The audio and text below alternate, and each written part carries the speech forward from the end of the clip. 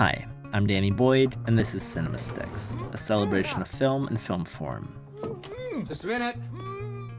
So, when someone says film is subjective, what do they mean? This movie sucks. Well, I guess it depends on who you ask. It's just a bunch of crappy opinions backed up by even crappier comparisons. But movies aren't subjective just because audiences and critics have opinions about them. They're subjective because they present the world in subjective ways, whether that's the world according to the filmmaker, or as seen through the eyes of a character.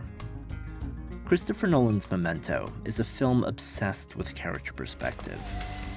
If you haven't seen it, it's a revenge story about a man searching for the person who killed his wife. Trouble is, since the attack, he's been unable to form any new memories. He knows who he is and what he's after, but he's been stripped of any sense of time or space as we normally perceive it.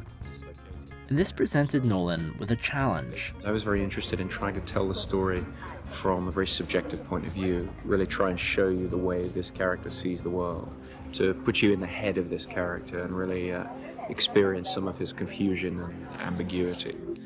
Everything fades.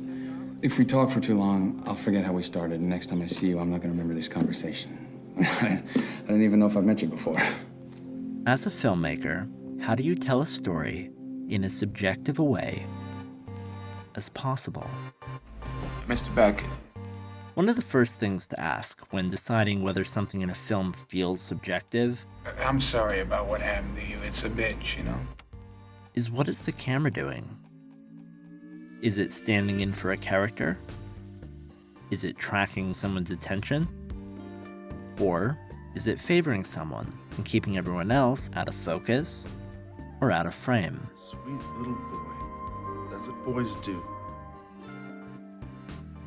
Or how about a camera that shows us a change in perspective? If a character is mortally wounded, for example, the camera might shift its attention from the action of the living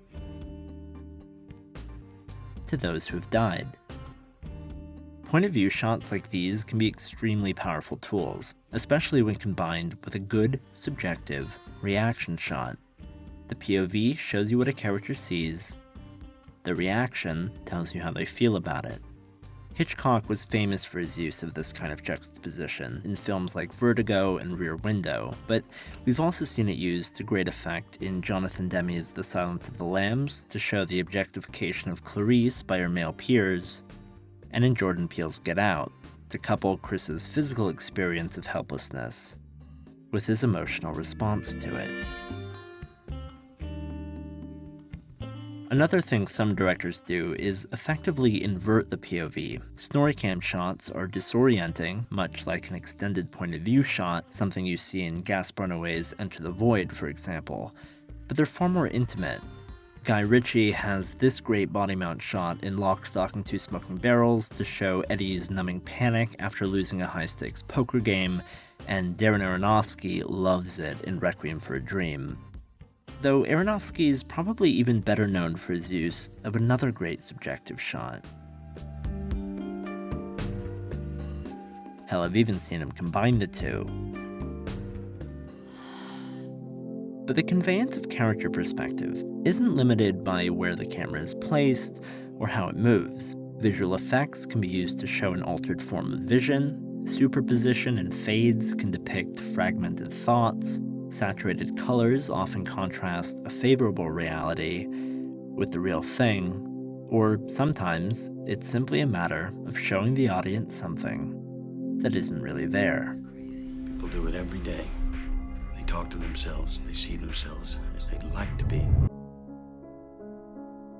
Better yet, how about subjectivity between characters, the way one person chooses to present a part of the world to someone else? Akira Kurosawa's Rashomon examines truth and conflicting perspective by recounting one story several times from different characters' points of view.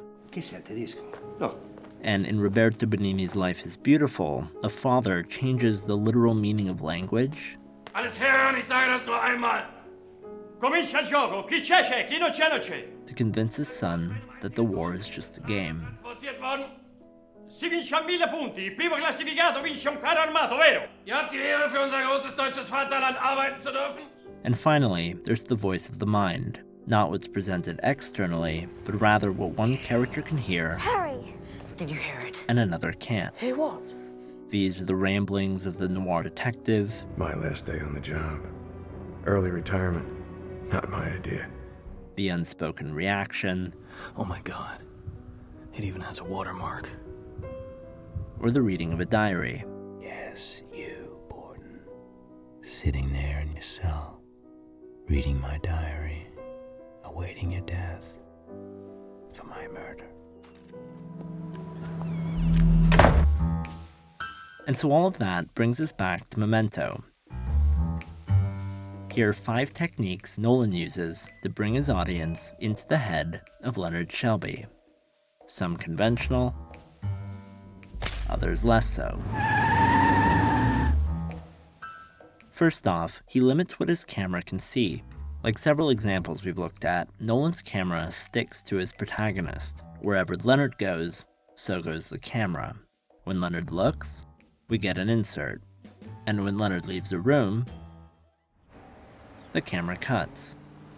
We can contrast this with the film's black and white scenes, shorter sequences that Nolan intercuts with Memento's main action. Nolan and his cinematographer Wally Pfister deliberately filmed these sequences to appear more objective, with more omniscient, often less intimate camera angles. In this scene, when Leonard exits through the same door instead of a cut, the shot continues, and Nolan leaves us in the room untethered. Or here, these scenes are nearly identical, and yet notice how differently the camera behaves after Leonard enters the lobby.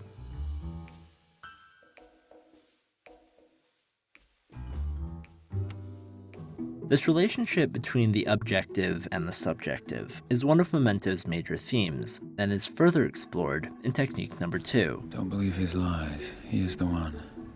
Kill him. Subjectivity through narration. How long have I been looking? The voiceovers in the color sequence from the black and white sequence are very different. In the black and white scenes, they sound a bit like interview grabs. I wanted to introduce this almost documentary style element. You know who you are, and you know kind of all about yourself. To give the audience a little bit of objective information about how this guy lives his life and what he thinks. And the color sequence is the voice of the mind. It's the first person. It's very much his thoughts as he's thinking them. Can't remember to forget you. Number 3. Lighting. Specifically, naturally motivated lighting.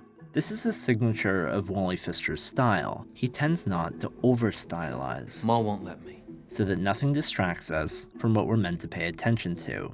Leonard is always the most important thing in the frame. And this ties closely into number 4, environment. Memento's any-town American setting is deliberately ambiguous. As people, we tend to find comfort in what's familiar. But for Leonard, Where am I? nothing is. Nolan and production designer Patty Podesta limited the film's color palette and deliberately steered away from identifiable symbols and landmarks, so that we, like Leonard, are less capable of orienting ourselves spatially Okay, so what am I doing? at the start of each new scene. Oh, I'm chasing this guy. No, he's chasing me. And number 5, structure. This is undoubtedly the most famous aspect of Memento. It's what most people remember and what most people talk about. The film begins at the end and ends at the beginning. My solution to telling the story subjectively was to deny the audience the same information that the protagonist is denied. And my approach to doing that was to effectively tell the story backwards. That way, when we meet the character, we don't know, just like the protagonist, how he's met that person, whether he's even met that person before, or whether or not they should be trusted, that kind of thing. Every color scene of Memento is presented in reverse chronological order, and the result is that every scene starts on a question for the audience, and a question for Leonard. Where am I? I don't feel drunk. And how did I get here? There are countless videos out there breaking down this reverse structure, and by all means, watch them, but I think the best way to appreciate what Christopher Nolan and his editor, Dodie Dorn, have done is just to watch the movie, and then rewatch it, because it's a real testament to Nolan's unusual adeptness as a storyteller. He began with a story, then used picture, sound, and clever editing to tell that story in a truly remarkable way. Then again, everything is subjective.